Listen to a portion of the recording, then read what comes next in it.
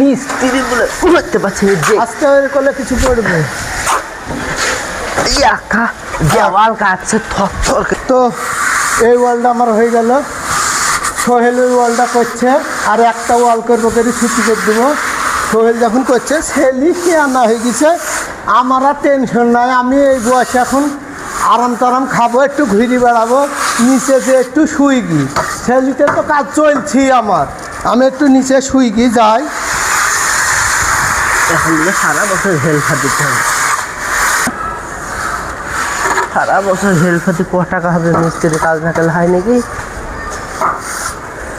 তাহলে হইলে বেশি পানি মেরে উশিটা মারতে হবে।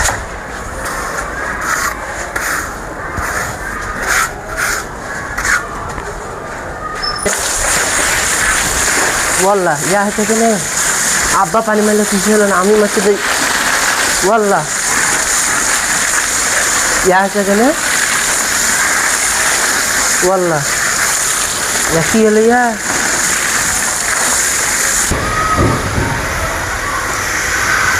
দেখি সোহেল মনে হয় কাজটা ওয়ালটা করি ফেলিছে, এখন বাকি নাই। আমি পানি দিলে ভুলে গেলে আরে কি করছি রে বাবা? গুলা মাছ শুনু তো, তুমি চলে আসলে ভালোই হলে। গুলাটা মারবো এখন, ছাপাইনি খুব। ও এটা ছাপাসিনি না, আর একবার ছাপাইতে দেখলু যে আমি দিব আবার কেটে ফেলে দিয়েছি, দি গুলা করতে আসি, গুলা মারবো। শরীরটা খারাপ করছিল, তার লেগে ছাপানো না, এখন ছাপিয়ে দিছি। আরে বসন ছাপিয়ে দিছি। আমি নিচে গেছিলু যে একটু হাফটা ফেরি আইবা, তুই এখনো ছাপাতি লাগিসনি। ছাপাবো গুলাটা, শরীরটা খুব খারাপ করছিল, বুঝতে পারছো না কেন? ডেলি কাজ করতে হয়, গুলাটা মেরে আমি ছাপাছি।